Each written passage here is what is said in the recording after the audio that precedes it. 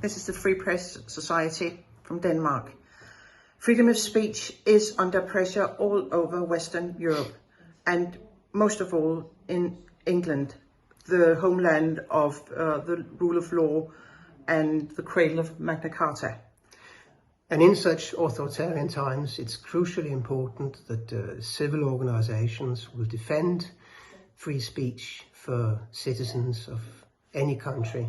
So we've been pleased in Denmark, in the Danish Free Press Society, to observe the great work of the Free Speech Union and Toby Young in defending free speech in various cases where Englishmen and Britons have been under pressure from the government and state institutions merely for expressing their views. However, perhaps we should mention that we've been very pleased that Toby Young and the Free Speech Union have advocated for the Lucy Connolly case and her appeal, and we are sorry that she lost her appeal case. But we salute the Free Speech Union for their work.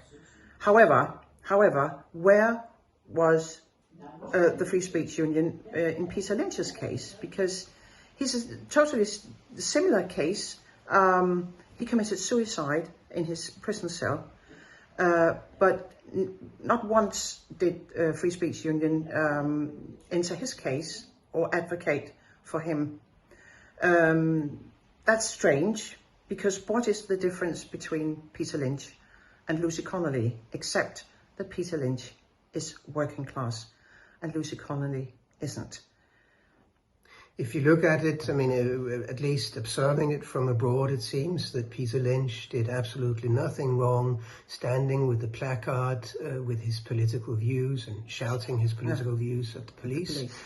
If you compare his case with that of Lucy Connolly's, it seems that what he did was really far less inflammatory than what she did.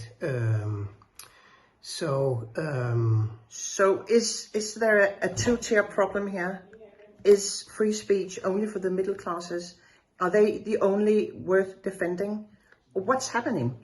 And we've also never understood, and we fail to appreciate, the conspicuous unwillingness of Toby Young and the Free Speech Union to defend the freedom of speech for Tommy Robinson. It seems that, again, some kind of two-tier system is operating here. Why is free speech worth defending for some, but not for others? Yeah. So we've written an open letter to the Free Speech Union and Toby Young. We hope he will answer, because we think this is a very central question to ask. Is free speech for all, or is it only for some and not for others? You might ask, why do we, the Danish Free Press Society, take such an interest in what's happening in England? And the very obvious answer to this question is that these authoritarian tendencies in other European countries, and especially in England with its current government, they develop and they move on to our country. We have a political elite in this country that shares the worldview of Europe, of the English political elite, and hate speech laws and infringements on freedom of speech often come here to us in Denmark a few years later than having been introduced in England. So that's a very good reason why we must look critically at developments in England. What happens in England eventually comes to Denmark. That's a fact. So we are actually defending freedom of speech in Denmark by defending it in England, and we think that the Free Speech Union has a very central role to play, but doesn't really do it. Well, you either defend free speech for all, regardless of social background, or whether you agree with them or not politically, or you don't really defend free speech, which is what the Free Speech Union doesn't really do. Sorry to say, but that's just the way. I see. Yeah, thank you. Thank you.